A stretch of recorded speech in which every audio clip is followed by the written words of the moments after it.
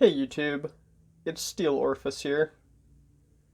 Today we're taking a look at my Dill Weed of an Uncle's back massager. What else would it be? Nope, that has nothing to do with anything.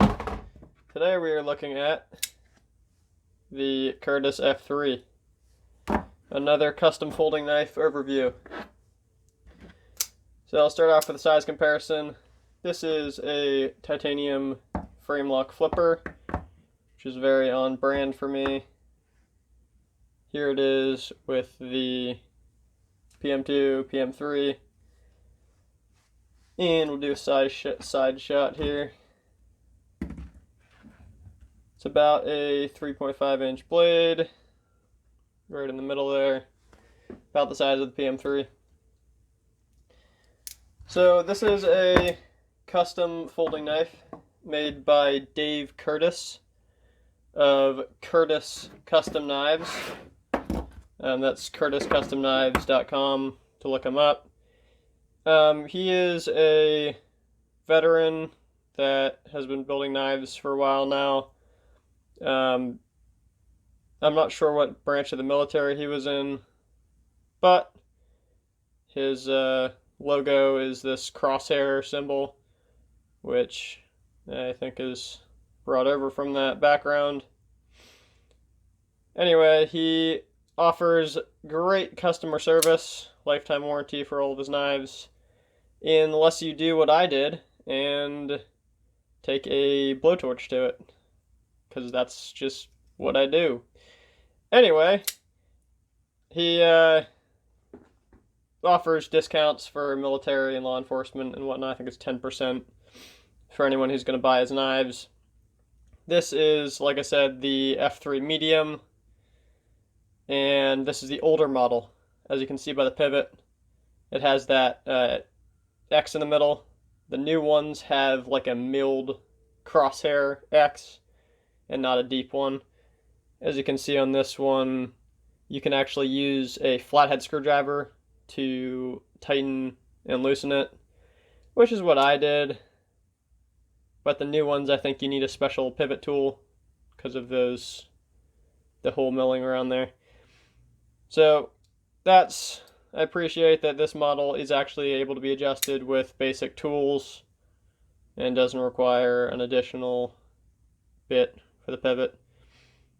So this blade, the blade on it is stonewashed CTS XHP. There's the F3 marking, laser etched there. Nice hollow grind and a reinforced tip there. Nice beefy blade stock.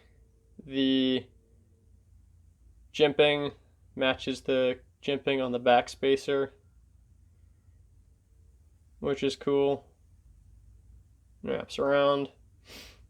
I think the pocket clip's really attractive. I brought this XM18 to show, since this is very similar in size to the XM18 3.5-inch. The clip is very reminiscent. Back when this one was made, XM18s were a lot harder to come by, so this was sort of an alternative that people were looking at to when these were crazy overpriced, like $800, which is around the price of what this is. This was an option that was being looked at as a trade-off to the XM18, which in my opinion I like this a little bit better than the XM18. They both have great finger choils that work great, and I'll give you a quick presentation side just so you can see the difference. It's a little shorter.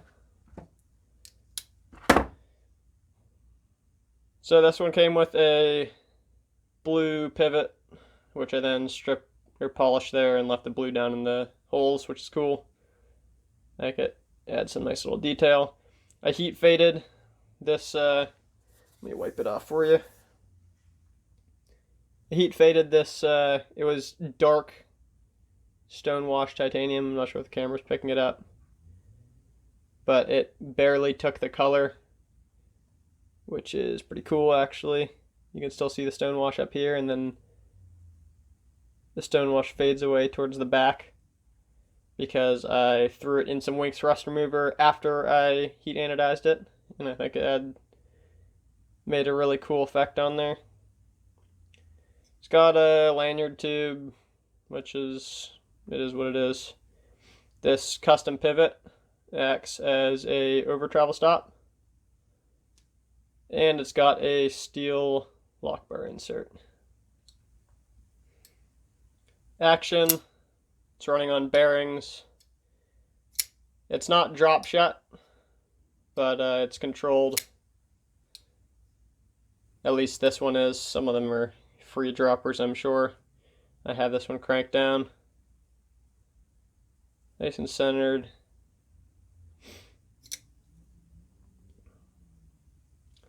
So Dave is out of Illinois,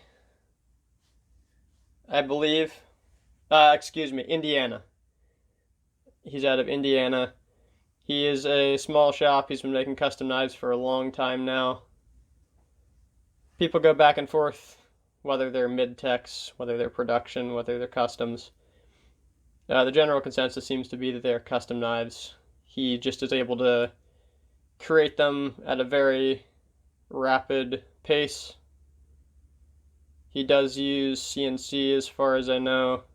Well, I mean, he has to, but I'm not sure if he does water jet or what the whole deal is. But these are very quality knives. I think new ones run in the $700, $800 range, which was comparable to the XM18s when they were going through their crazy secondary price phase. But now they're, almost twice the price of an XM18. And I think it is warranted. I like the hollow grind. Much thinner behind the edge than an XM18. At least a non-reground one. And ergonomics are good. This first choil takes up 2 fingers and then the back's the rest. Jimping's functional. Not stupid aggressive. I just think the overall aesthetics look nice. This diameter, or height I should say right here, is pretty tall for me. Overall the knife's a pretty tall knife. So I think it looks a little bit squat maybe. But that's purely aesthetic.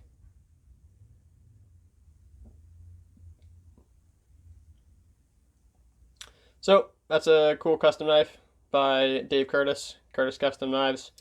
F3 medium version. It's a quick overview. I think I'm going to do some more of these quick overviews. So there's that one. Steel Ovan out.